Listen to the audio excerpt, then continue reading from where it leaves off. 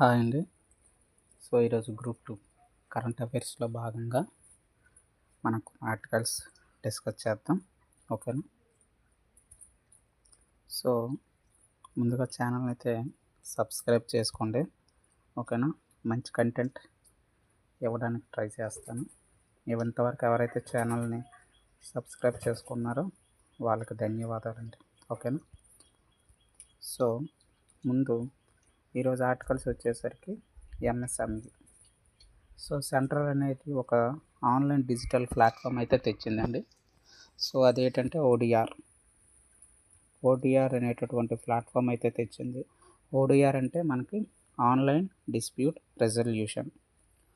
ఇదేం చేస్తుందంటే ఎవరైతే ఎంఎస్ఎంఈ పరిశ్రమల ద్వారా మనకు ఉత్పత్తులు అయితే జనరేట్ అవుతాయి కదా. కొనుగోలుదారుడు ఎవరైతే ఉన్నారో వాళ్ళు వితిన్ టైంలో అయితే చెల్లించట్లేదండి. అందుకనే దాని గురించి ఏంటంటే సెంటర్ అనేది ఒక పోర్టల్ అయితే తీసుకొచ్చింది. అదే మనకి MSME ODR. Online dispute resolution. ఇందులో మనకేమవుతుందంటే ఎవరైతే డబ్బులు చెల్లించలేదో ఉత్పత్తి ఎవరైతే కొంటారో ఈ స్మాల్, ఇక్కడ మనం చూసుకుంటే ఇక్కడ micro, small and medium enterprises కదా. ఈ స్కీమ్ అనేది ఎవరికి వర్తిస్తుందంటే మైక్రో, స్మాల్ ఇద్దరికే వర్తిస్తుందండి. మీడియం వాళ్ళకి వర్తించదు. సూక్ష్మ, చిన్న తరహా పరిశ్రమలకు మాత్రమే ఈ స్కీమ్ అనేది అవైలబిలిటీగా ఉంటుంది. మీడియం మధ్య తరహా పరిశ్రమలకైతే ఈ స్కీమ్ అనేది అందుబాటులో ఉండదండి. ఓకేనా. దీని కింద మనం ఏం తెచ్చారంటే ఏవైతే బిల్లు వివాదాలు ఉంటాయో దాన్ని పరిష్కరించడానికి ఫెసిలిటేషన్ కౌన్సిల్స్ కూడా ఏర్పాటు చేశారనమాట. ఎవరైతే బిల్లు చెల్లించలేదో ఎవరైతే ఉత్పత్తిదారుడైతే ఉన్నారో ఆ ఉత్పత్తిదారుడికి ఎవరైతే కొనుగోలు చేశారో ఆ కొనుగోలుదారుడు డబ్బులైతే ఇవ్వాలి. వితిన్ టైంలో ఇవ్వకపోతే వెంటనే మనం ఏంటంటే కంప్లైంట్ అనేది చేయొచ్చు ఈ పోర్టల్ ద్వారా. వెంటనే ఈ ఫెసిలిటేట్ కౌన్సిలింగ్ సెంటర్ జోక్యం చేసుకొని మనకు బిల్ అనేది ఆమోదం అనేది పొందుతుంది. తద్వారా ఎవరైతే ఉత్పత్తిదారులు ఉన్నారో ఎంఎస్ఎంఈ తరపున మనకి ఉత్పత్తి చేస్తున్నారో వాళ్ళ అకౌంట్లో అయితే డబ్బులు అనేది వేస్తామని చెప్తుంది ఈ కొత్త సెంట్రల్ స్కీమ్ అనమాట. ఇందులో భాగంగానే మన ఆంధ్రప్రదేశ్లో కూడా మనకేంటంటే ప్రధాన కార్యాలయం అయితే మంగళగిరిలో ఏర్పాటు చేసాము. 4 ప్రాంతీయ కార్యాలయాలు కూడా మనం ఏర్పాటు చేసామంట. అంటే టోటల్ ఎంటైర్ ఏపీని జోన్ల వారుగా విభజించామన్నమాట, 4 జోన్లుగా. ఓకేనా. ఇలా ప్రాంతీయ కేంద్రాలను కూడా ఏర్పాటు చేసామన్నమాట. ఇందులో మనం రిజిస్ట్రేషన్ అవ్వగానే వితిన్ 90 డేస్లో అయితే పరిష్కారం అనేది దొరుకుతుంది అనమాట. మన ఏపీ వచ్చేసరికి 4 ప్రాంతాల్లో అయితే మనం ఇన్బుల్ట్ చేసామన్నమాట దీన్ని. ఎక్కడెక్కడ అంటే మనకి చూసుకుంటే 4 ప్రాంతాలు. 1 విశాఖపట్నం, 2 విజయనగరం. ఇదేంటంటే తూర్పు సైడ్కి ఇది ఉపయోగపడుతుందండి. ఎంటైర్ మనకు ఉత్తరాంధ్ర, మధ్యాంధ్ర వరకు ఇది పర్వాలేదు అనమాట. సౌత్ సైడ్ దక్షిణాంధ్రకు వచ్చేసరికి కర్నూలు, తిరుపతిలో మనం ఈ 4 కేంద్రాలు అనేవి స్థాపితం చేశారనమాట. ఆ కోవకు చెందిందే ఈ యొక్క ఆన్లైన్ ప్లాట్ఫామ్. ఇందులో భాగంగా ఏంటంటే ముందు ఏంటంటే ఉద్యమ్ అనేటటువంటి పోర్టల్లో రిజిస్ట్రేషన్ అయి ఉండాలి. ఎవరైతే small and MSME micro and small, ఓకేనా, ఈ రెండు తరహా పరిశ్రమల వాళ్ళు ఉద్యమ్ అనేటటువంటి పోర్టల్లో రిజిస్ట్రేషన్ అయి ఉండాలి. అలాగే మనకి ఇన్వాయిస్ ఏదైతే కొనుగోలుదారుడు ఇచ్చాడో ఆ ఇన్వాయిస్ కూడా వీళ్ళ దగ్గర ఉండాలి. అంటే రిజిస్ట్రేషన్ చేసుకోవడానికి కావాల్సినటువంటి పత్రాలు అనమాట. ఇన్వాయిస్ ఒకటి ఉండాలి, రిజిస్ట్రేషన్, అలాగే ఉద్యమంలో రిజిస్ట్రేషన్ అయి ఉండాలి. అలాగే ఇంతకుముందు ఏవైనా అలర్ట్ మెయిల్స్ కూడా అనమాట. ఎన్ని రోజుల్లో ఇస్తాము, అవతల వాడు పంపిస్తారు కదా కొనుగోలుదారుడు. ఇన్ని రోజుల్లో మేము పంపిస్తామని చెప్పి ఉంటాడు. ఎటువంటి రెఫరెన్స్ మెయిల్స్ అయినా అవి కూడా అటాచ్ చేయాలన్నమాట. ఏ ట్రాన్సాక్షన్ జరిగినా అవన్నీ కూడా ఇక్కడ అటాచ్ చేసి సబ్మిట్ చేస్తే వితిన్ మనకి 90 డేస్లో అయితే పరిష్కారం అవుతుంది. అయితే ఈ బిల్లులో మెయిన్ ప్రతిపాదన ఏంటంటే 45 డేస్లో మనకి అమౌంట్ అనేది క్రెడిట్ అవుతుంది అనమాట. సూక్ష్మ, చిన్న తరహా పరిశ్రమల వాళ్ళకైతే ఈ బిల్లు ద్వారా ఇదనమాట. ఇది చాలా ఉపయోగపడుతుందండి. ఎవరైతే ఎంఎస్ఎంఈ సెక్టార్‌లో ఉన్నారో వాళ్ళకి త్వరితగతిన ఆన్‌లైన్ పేమెంట్స్ అనేవి జరుగుతాయన్నమాట. ఈ బిల్లు ద్వారా మనకి అది ఉపయోగం. సో, ముందుగా ఛానల్ అయితే సబ్స్క్రైబ్ చేసుకోండి. మంచి కంటెంట్ ఇవ్వడానికి ట్రై చేస్తానండి. ఓకేనా? సో, మనకు నెక్స్ట్ ఆర్టికల్ వచ్చేసరికి ఇక్కడేంటంటే పోలవరం, మార్కాపురం జిల్లాలకు డ్వామా పీడీల నియామకం. అంటే ఏంటంటే కొత్తగా 2 జిల్లాలు మనకు ఏర్పాటయ్యాయి కదా! టోటల్ 28 అయ్యాయి. ఓకేనా? పోలవరం ఒకటి, మార్కాపురం ఒకటి. సో, ఈ 2 జిల్లాలకి ఏంటంటే మనకి జల సంబంధ జల సంబంధ జల యాజమాన్య సంస్థలకి మనకేంటంటే పీడీలనైతే నియామకం చేశాము అనేసి మనకి ఒక చిన్న ఆర్టికల్ అయితే వచ్చిందండి. సో, 2 జిల్లాల గురించి ఇచ్చారు కదా! సో, ఆ పాయింట్‌లో మనం దీన్ని చూడాలనమాట. సో, ఇక్కడ పీడీ, పీఎస్ అమలు చేయాలనేసి మనకిక్కడ అంటున్నారు. సో, ఆంధ్రప్రదేశ్ రాష్ట్రం మనకు తెలుసు పండ్ల ఉత్పత్తిలో నంబర్ స్థానంలో ఉన్నాం. ఏపీ సోషియో ఎకనామిక్ సర్వే చూసుకుంటే మనకి 24, 25ది పండ్ల ఎగుమతిలో మనం నెంబర్ 1 స్థానంలో వస్తూ ఉన్నామన్నమాట. ఓకేనా? అయితే మనకు దాదాపుగా 4 లక్షల హెక్టార్‌లో అయితే ఈ మామిడి పళ్ళు సాగు అయితే జరుగుతుందండి. సో, దీనికి ఎన్ని హెక్టార్ అంటే 52 లక్షల మెట్రిక్ టన్నులు అయితే మనకు దిగుబడి అయితే వస్తుంది. ప్రధానంగా మనకు తెలుసు ఈ ప్రాంతం రాయలసీమ, చిత్తూరు ఇవన్నీ ప్రాంతంలో మనకి కడప సుమారు తోతాపురి రకం ఇది మామిడికాయ యొక్క అది ఒక టైప్ అనమాట. ఓకేనా? సో, ఆ రకం అనమాట. బంగినపల్లి అదొక టైప్ ఇలాగనమాట. ఈ మనం చూసుకుంటే ఈ తోతాపురి రకం అనేది చాలా ఫేమస్ అండి. ఓకేనా? సో, ఇటీవల మనం వీటిని చైనాకు కూడా ఎగుమతి చేసాం. సో, ఏవైనా తేడాగా గాని ఉంటే వాళ్ళు వెంటనే రీబ్యాక్ చేసేస్తారనమాట. ప్రకృతి సేంద్రియ వ్యవసాయం ద్వారా మనకి సహజ వ్యవసాయం ద్వారా మనం చేసిన వాటిల్ని ఎక్స్‌పోర్ట్స్ కూడా వాళ్ళు తీసుకుంటారండి. లేకపోతే వాళ్ళు కూడా తీసుకోరనమాట. గ్రేడింగ్ సిస్టమ్ అనేది అమలు చేస్తామనమాట. ఓకేనా? సో, ఆ కోవలో చూసుకుంటే ఆంధ్రప్రదేశ్ ప్రభుత్వం ఏంటంటే రూ. 4 మేము ఎగస్ట్రా మద్దతు ధర అయితే లేదు కాబట్టి రూ. 4 మేము ఇస్తున్నాము. మీరు కూడా సహాయం చేయండి అని కేంద్రంకైతే లేఖ రాసిందండి. సో, ఎంఐఎస్ అమలు చేయండి అని అంటుందన్నమాట. ఏంటి ఎంఐఎస్ అంటే మార్కెట్ ఇంటర్వెన్షన్ స్కీమ్. సో, మీరు దీనికి ఆల్రెడీ బడ్జెట్‌లో కేటాయింపులు అయితే చేశారు. సో, దాని ప్రకారం అయితే మాకు అమౌంట్ కూడా మీరు కొంచెం హెల్ప్ చేయండి అనేసి కేంద్రంకి అయితే లేఖ అయితే రాయడం జరిగిందండి. సో, ఇది ఈ ఆర్టికల్. నిన్న చూసుకుంటే మనకు దాదాపుగా 90% పూర్తయిందండి. ఓటర్ల జాబితా మనం చూసుకుంటే సమగ్ర సవరణ జాతీయ సమగ్ర సవరణ అనేది మనకి నిన్న చూసుకుంటే మనకు దాదాపుగా ఎంత అయింది? 90% అయింది. ఈరోజు ఒక మరొక 5% అనేది ఇంప్రూవ్‌మెంట్ అనేది అయిందనమాట. అంటే టోటల్‌గా మనం చూసుకుంటే ఇంతమంది ఓటర్లు ఉన్నారు. ఇంతమంది ఓటర్లకి ఇంతమందికి ఫామ్స్ అయితే మేము ఇచ్చాం అనేటటువంటిది. ఓకేనా?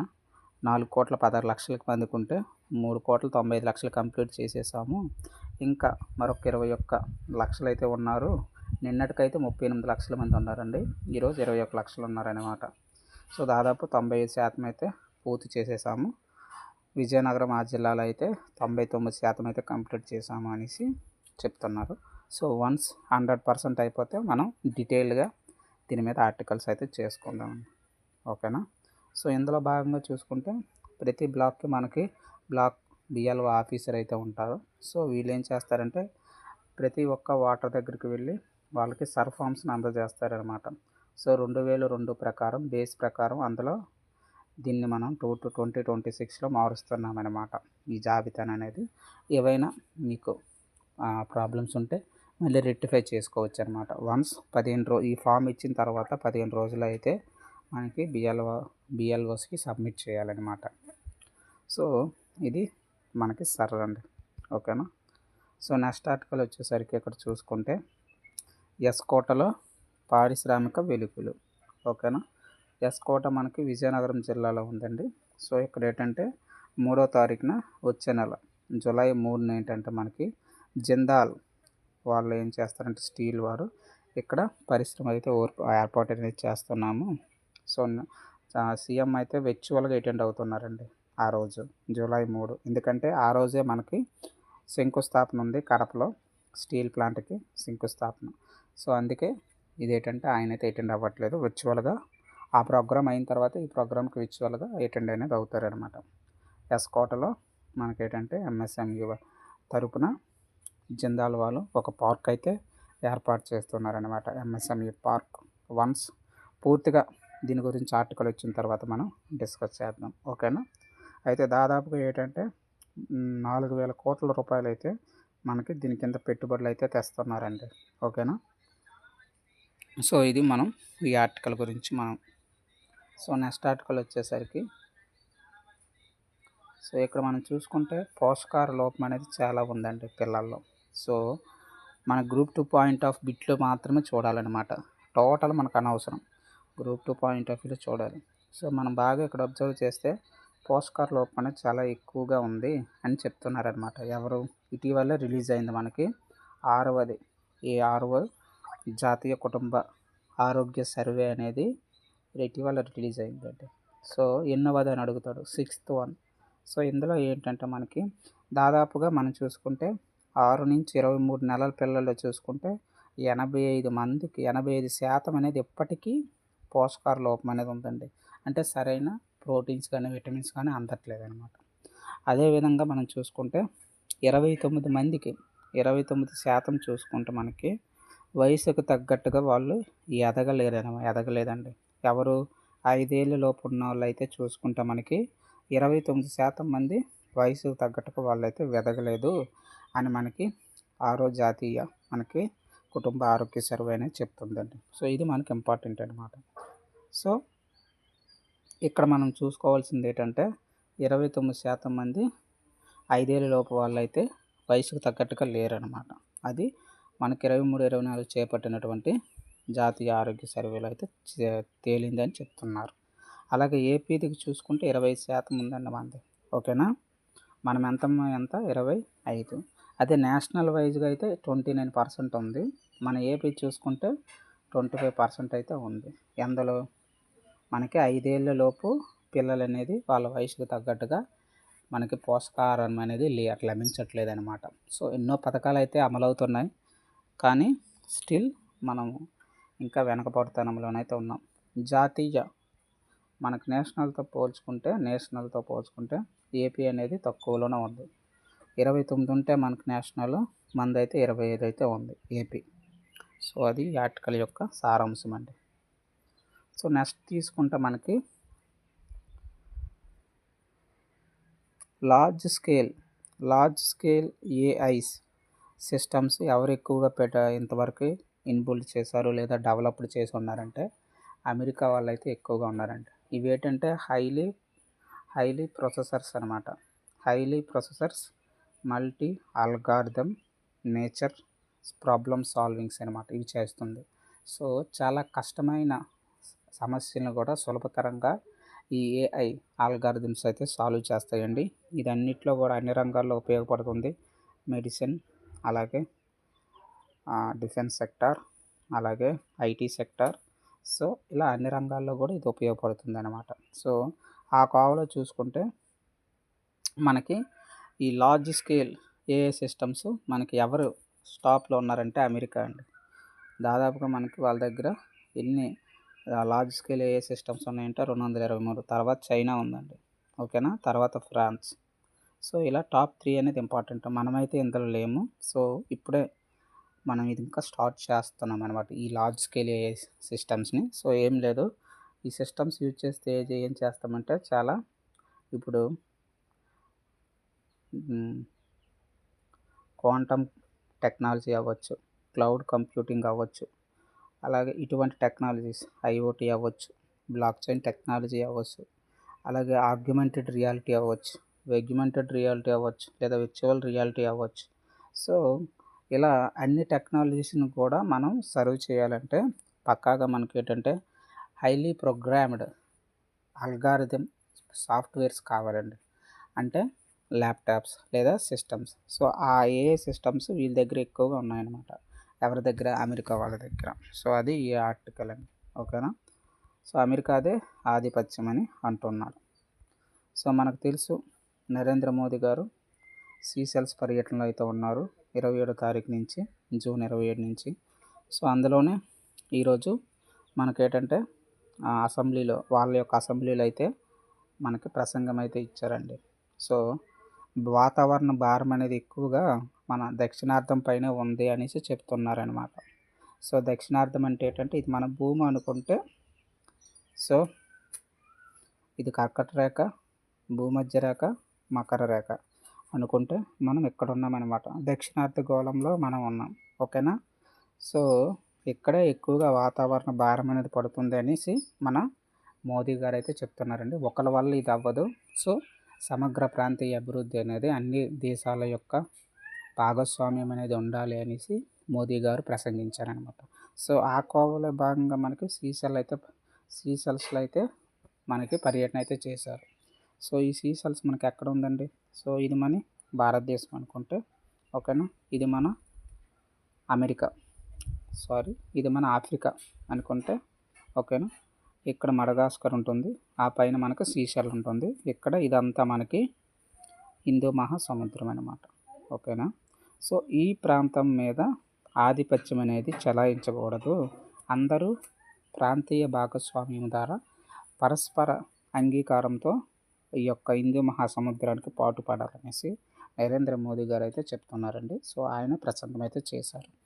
సో ఇప్పటికే మనకి దాని ప్రకారం ఏంటంటే మనకు సీషెల్ యొక్క మనకు తెలుసు ప్రధాని ఏం చేశారంటే ఆయన ప్యాట్రిక్ హెర్మనీ ఈయన ఏం చేశారంటే ఆ దేశం యొక్క అత్యున్నత గౌరవ పురస్కారం అనేది మోదీ గారికి అయితే ఇచ్చారండి. ఓకేనా. Guardian of the blue horizon అనేటటువంటి బిరుదును ఆ దేశ అధ్యక్షుడు, ఓకేనా, ప్రదానం అయితే చేశారండి. ఓకేనా. సో ఇప్పటికి మనకు నరేంద్ర మోదీ గారికి ఇది ఉన్నది 34వ అత్యున్నత విదేశీ పౌర పురస్కారం అండి. ఓకేనా. దీంతో 34 అయ్యాయి మోదీ గారికి అవార్డ్స్ అనేవి. అవార్డ్స్ అవ్వచ్చు, విదేశాల యొక్క అత్యున్నత పౌర పురస్కారాలు అవ్వచ్చు. ఓకేనా అండి. సో అది ఆ ఆర్టికల్. సో ఫైనల్ కన్క్లూజన్ ఏంటంటే బాటమ్ లైన్, హిందూ మహాసముద్రాల మీద ఆధిపత్యం కాకుండా మనం ఏంటంటే ప్రాంతీయ సమైక్య అభివృద్ధి మండలిలా ఏర్పడి అన్ని దేశాలు కూడా సముద్రం యొక్క ఆధిపత్యాన్ని తెరదించి సామరస్యంతో మనం సమస్యలను పరిష్కరించుకోవాలి, అలాగే అందరూ కూడా కలిసి రావాలి అని ఈయన సీషెల్స్లో చెప్తున్నారనమాట. సీషెల్ యొక్క కరెన్సీ మనకు తెలుసు, సీషెల్స్ కరెన్సీ. ఓకేనా. పేరే అదే అనమాట. ఓకేనండి. సో జనాభా 121,000 మంది అక్కడ ఉన్నారండి. ఓకేనా. ఇది ఆర్టికల్ అండి. సో నెక్స్ట్ దానికి వచ్చేసరికి ఇక్కడ మనకు మెయిన్ ఇంపార్టెంట్ ఏంటంటే ఇది మెయిన్ ఇంపార్టెంట్ అండి. ఏంటి? సుప్రీం కొలీజియంలోకి జస్టిస్ పిఎస్ నరసింహ. ఎందుకంటే మనకు కొలీజియంలో 5 మెంబర్స్ ఉంటారండి. సో రీసెంట్గా 1 మెంబర్ జస్టిస్ జేకే మహేశ్వరి అనేటటువంటి ఆమె ఆదివారంతో మనకేంటంటే ఆదివారం పదవి విరమణ అనేది చేశారు ఆమె. సో దానికి బదులు సీనియర్ ప్రకారం చూసుకుంటే ఈయన ఉన్నారనమాట ముందు వరుసలో. ఎవరు? పిఎస్ నరసింహ. సో ఈయన యాడ్ అయ్యారనమాట. ఓకేనా. సో ఈయన ఏంటంటే 2028 మే 2 వరకు అయితే ఈయన ఉంటారు. ఓకేనా. ఇప్పటికి ఎవరున్నారు? టాప్ జడ్జెస్ మనకి చీఫ్ జస్టిస్ ఆఫ్ ఇండియా మనకి సూర్యకాంత్ గారు ఉన్నారు. సెకండ్ ఎవరున్నారు? విక్రమనాథ్ ఉన్నారు. అలాగే బివి నాగరత్నం ఉన్నారు. తర్వాత సుందరేశ్ ఉన్నారు. ఓకేనండి. ఇప్పుడు నరసింహ అయితే యాడ్ అయ్యారనమాట. ఎవరి స్థానంలో? జేకే మహేశ్వరి స్థానంలో. సో రీసెంట్గా ఏంటంటే మనకు సవరణ కూడా చేశారు. సో 33 మంది మనకి సుప్రీంకోర్టు న్యాయమూర్తుల నుంచి 37 మందికి మనకేంటంటే పెంపు అయితే జరిగిందనమాట. సో దీనివల్ల ఏమవుతుందంటే కేసుల యొక్క పరిష్కారం అనేది సత్వరంగా వేగంగా జరగడానికి అవకాశం ఉంటుందన్నమాట. ఓకేనండి. సో నెక్స్ట్ ఆర్టికల్ చూసుకుంటే మనకి పులుల గణన అయితే జరిగిందండి. ఓకేనా. సో ఎక్కడ? Amrabad tiger reserve. ఇది ఎక్కడ ఉంది? నల్లమల ఫారెస్ట్లో ఉందండి ఈ ప్రాంతం. ఓకేనా. సో మనకి అఖిల భారత పులుల గణన అనేది పూర్తయిందని చెప్తున్నారు. సో అటవీ శాఖ అధికారులు అయితే చెప్తున్నారు. టోటల్గా ఇక్కడ 42 అయితే ఉన్నాయని చెప్తున్నారు. ఓకేనా. అందులో ఆడవైతే 18 ఉన్నాయి, అలాగే మగవైతే 14 ఉన్నాయి, అలాగే ఇంకా చిన్నవి అయితే 2 ఉన్నాయి, పిల్లలైతే 8 ఉన్నాయని చెప్తున్నారన్నమాట. ఎందుకు వీళ్ళు చేశారంటే మనకు తెలుసు గైడ్లైన్స్ అనేవి మనకు ఉంటాయి. ఓకేనా. National tiger conservation of authority సూచనల మేరకు అయితే ఈ గణన అయితే చేపట్టాము. ఓకేనా. ఇది ఈరోజు మొదలెట్టింది కాదు, 2025 నుంచి అయితే మేము స్టార్ట్ చేసాము. దాదాపు 8 నెలల పాటు కష్టపడి ఈ యొక్క మ్యాపింగ్ అయితే చేసామని చెప్తున్నారనమాట. ఓకేనండి. సో టోటల్గా అమరాబాద్ టైగర్ రిజర్వ్లో మనకి 42 పులుల సంఖ్య అయితే వచ్చింది అని మనం గుర్తుంచుకోవాలి. సో మనకు డేటా అయితే తెలుసు.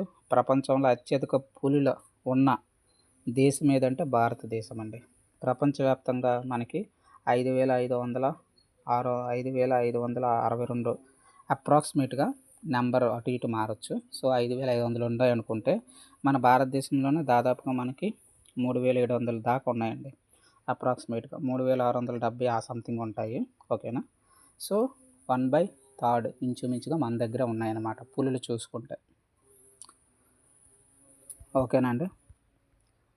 సో నెక్స్ట్ ఆర్టికల్ మనం చూసుకుంటే ఇక్కడ మనం న్యూక్లియర్ ఎనర్జీలో భాగంగా ఏంటంటే ఇక్కడ చూసుకుంటే కల్పాకం. ఓకేనా. తమిళనాడులో ఉందండి న్యూక్లియర్ ఎనర్జీ ఈ ప్లాంట్ అనేది. సో ఇక్కడ ఏంటంటే మనకి అణుపరిశోధన కేంద్రం అయితే మనకు తెలుసు. ఇందిరాగాంధీ అణుపరిశోధన కేంద్రం ఎక్కడ ఉంది? ఐజీకార్ మనకు తమిళనాడులో ఉంది. ఓకేనా. అయితే ఇక్కడ ఏంటంటే మనం ఆల్రెడీ ఇటీవలే 3 స్టేజెస్ ఉంటాయి కదా మనకు న్యూక్లియర్ ఎనర్జీ స్టేజెస్లో. ఆల్రెడీ మనం సెకండ్ స్టేజ్ అనేది రీసెంట్గా అచీవ్ అయ్యాము. అది ఇక్కడే మొన్న రీసెంట్గా మోదీ గారు కూడా వచ్చి ఇక్కడ చేశారండి. సో ఓకేనా. సో అందులో భాగంగానే ఇప్పుడు మనం ఏం చేస్తున్నామంటే కార్బన్ లేనటువంటి, ఓకేనా, అంటే పర్యావరణానికి హాని కలిగించలేనటువంటి హైడ్రోజన్ ఇక్కడ ప్రారంభిస్తున్నామనేసి ఏం చెప్తున్నారన్నమాట. సో ఆ కోవలో దీన్ని మనం చూసుకోవాలన్నమాట. ఓకేనా. సో కల్పాకం ఎక్కడ ఉంది? న్యూక్లియర్ ఎనర్జీ స్టేషన్ మనకు చూసుకుంటే మనకి తమిళనాడులో ఉందండి. ఓకేనా. ఐజీకార్ ఇందిరాగాంధీ అణుపరిశోధన కేంద్రం అనేది. ఓకేనా. అయితే ఇది మనకి ఏంటంటే న్యూక్లియర్ ఎనర్జీ ద్వారా వచ్చేటటువంటి దాన్ని, ఆ ఎనర్జీని ఉపయోగించుకొని మనము హైడ్రోజన్ ఉత్పత్తి అనేది చేస్తున్నామన్నమాట. ఏ హైడ్రోజన్ ఉత్పత్తి? పర్యావరణానికి హాని కలగనటువంటి, అంటే ఇటువంటి కర్బన పదార్థాలు ఎక్కడి నుంచి రావు. సో అటువంటి దాన్ని మనం ప్రొడ్యూస్ అనేది చేస్తున్నాం. ఇది ఒక మంచి గుడ్ సైన్ అనమాట. సో టోటల్గా రెన్యూబుల్ ఎనర్జీ సోర్సెస్లో మనం తీసుకుంటే ఇప్పుడు మనం దీని బ్యాక్గ్రౌండ్ మనం చూసుకోవాలన్నమాట. ఓకేనా. రెన్యూబుల్ ఎనర్జీ చూసుకుంటే మనం సోలార్ ద్వారా మనం 157 గిగావాట్లు అయితే ఉత్పత్తి చేస్తున్నామండి. ఓకేనా. ప్రస్తుతానికి డేటా. సో అదే మనం చూసుకుంటే విండ్ చూసుకుంటే 57 గిగావాట్లు ఉంది. అదే మనకి హైడ్రో జల విద్యుత్ చేసుకుంటే మనకి 51 ఉందండి. మరి న్యూక్లియర్ ఎంత ఉంది? న్యూక్లియర్ ఎనర్జీ మనకి ఎంత ఉందంటే 1 అప్రాక్సిమేట్లీ అనమాట. ఇది మెగావాట్లో ఉంది. 8,000 మెగావాట్లు ఆ రేంజ్లో ఉందన్నమాట, మెగావాట్స్లో ఉన్న. సో ఇంకా ఇది ఇంప్రూవ్మెంట్ అనేది చేయాలన్నమాట మనం. సో మనకు అడగవచ్చు, అణు రియాక్టర్ లేదా న్యూక్లియర్ ఎనర్జీ అనేది మనకి రెన్యూబుల్ సోర్సా, నాన్ రెన్యూబుల్ సోర్సా, అంటే శిలాజ ఇంధనాలు ఉపయోగించి ఏ కోవలోకి వస్తుంది అని అడుగుతాడనమాట. చాలా పరిశోధనల తర్వాత శాస్త్రవేత్తలు దీన్ని ఏ కోవలోకి చేర్చారంటే ఇది రెన్యూబుల్ సోర్స్ కాదు, నాన్ రెన్యూబుల్ సోర్స్ కింద దీన్ని అయితే పెట్టారండి. ఓకేనా. సో అది ఈ న్యూక్లియర్ ఎనర్జీ దాని యొక్క బ్యాక్గ్రౌండ్ అన్నమాట. ఓకేనండి. సో రీసెంట్గా మోదీ గారు కలకత్తాలో మనకి ఏం చేశారు? రెడ్ ఫోర్ట్ ఆ దగ్గర ఆ ప్రాంతంలో మనకి 3 నౌకలను అయితే వాయుసేనకు అప్పగించారండి. ఓకేనా. సో అందులో భాగంగా ఇంకోటి కూడా వచ్చి చేరింది అనమాట. ఎక్కడ? మనకిది గోవా. ఓకేనా. కొత్త తరహా వేగవంతమైనటువంటి గస్తీ నౌక అనమాట. దీని పేరు అక్షయ్ అండి. సో ఇది 24 అవర్స్ ఏంటంటే కాపలా కాస్తుంది అనమాట. ఓకేనా. ఎక్కడ తీర ప్రాంతం మొత్తం ఇది అటు ఇటు తిరుగుతూ ఉంటుంది అనమాట. సో ఇది మనకి చాలా ఇంపార్టెంట్ అండి. ఓకేనా. విశాఖపట్నం ఇది. అలాగే మనకి ఎక్కడ ఇది గోవా షిప్ యార్డ్లో. ఓకేనా, ఇంపార్టెంట్. సో ఇదండి మనకి. ఓకే, ఇంకొక ఆర్టికల్ చూద్దాం ఈరోజు. సో మనకి ఇక్కడ ఇంకో ఆర్టికల్ చూసుకుంటే, జాతీయ మహిళా కమిషన్ అనేది మనకి ఒక రాష్ట్రాలకైతే ఒక సర్క్యులర్ అయితే జారీ చేసిందండి. ఏంటా సర్క్యులర్ అంటే మనకి, సో ఎవరైతే అన్ని కార్యాలయాలు అవి ఇవని కాదు, టోటల్ ఎవరైతే 10 మంది శ్రామికులు లేదా ఉద్యోగులు దాటి ఉన్నారో అటువంటి సంస్థలు అవ్వచ్చు, ప్రభుత్వ కార్యాలయాలు అవ్వచ్చు, ప్రైవేటు కార్యాలయాలు అవ్వచ్చు, ఇతర సంస్థలు అవ్వచ్చు, ఏవైనా మనకేంటంటే పోష్ అనే ఆడిట్ అనేది నిర్వహించాలి అని చెప్తున్నారన్నమాట. ఇది దేనికి తెచ్చారండి? పని ప్రదేశాల్లో మహిళలపై లైంగిక చర్యలని తగ్గించడానికి ఈ పోష్ యాక్ట్ అనేది తీసుకొచ్చారనమాట.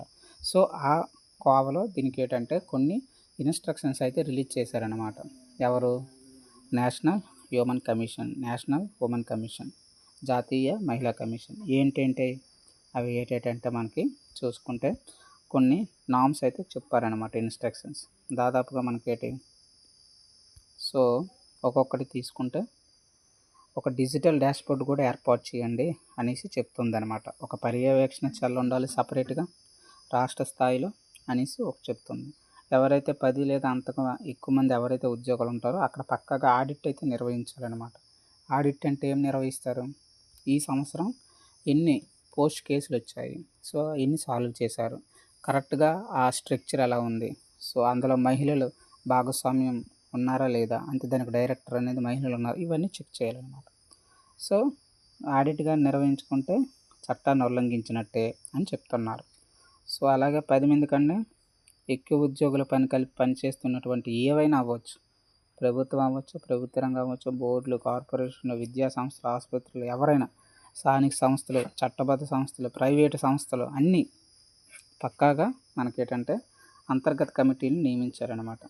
ఓకేనా, దానికి పక్కాగా 50% అనేది ఎవరు ఉండాలో ఆ కమిటీలో మహిళలే ఉండాలన్నమాట. సో అది వీళ్ళు చెప్తున్నారండి. అలాగే మనకి కొన్ని కమిటీస్ ఎలాగా, మున్సిపాలిటీలు అవ్వచ్చు, మండలం స్థాయిలో అవ్వచ్చు, సో వార్డు స్థాయిలో అవ్వచ్చు, అక్కడ కూడా కమిటీలు వేసి ఆడిట్ అనేది నిర్వహించాలని చెప్తున్నారు. ఇంకెక్కడ విశ్వవిద్యాలయాలు అవ్వచ్చు, హాస్టల్స్ అవ్వచ్చు, అలాగే కోచింగ్ సెంటర్లు, ఎక్కడైనా సో అన్ని దాంట్లో పక్కాగా ఈ పోష్ నిబంధన అనేది మనం పాటించాలని అని చెప్తున్నారనమాట. సో అది దీనికి సంబంధించినటువంటిదండి. ఓకేనా, సో ఇది ఈరోజు యొక్క ఆర్టికల్స్ అండి. ఓకేనా, మనం రీసెంట్గా ఇండియన్ హిస్టరీ అయితే స్టార్ట్ చేసాం, ఒకసారి ఆ సిరీస్ చూడండి. ఓకేనా, సోషియో ఎకనామిక్ సర్వే కూడా స్టార్ట్ చేసామండి. ఓకేనా, అది కూడా చూడండి. ఛానల్ అయితే సబ్స్క్రైబ్ చేసుకోండి. ఓకే, లైక్ చేయండి, షేర్ చేయండి. మంచి కంటెంట్ అయితే ఇవ్వడానికి ట్రై చేస్తానండి. ఓకేనా, థ్యాంక్ యూ.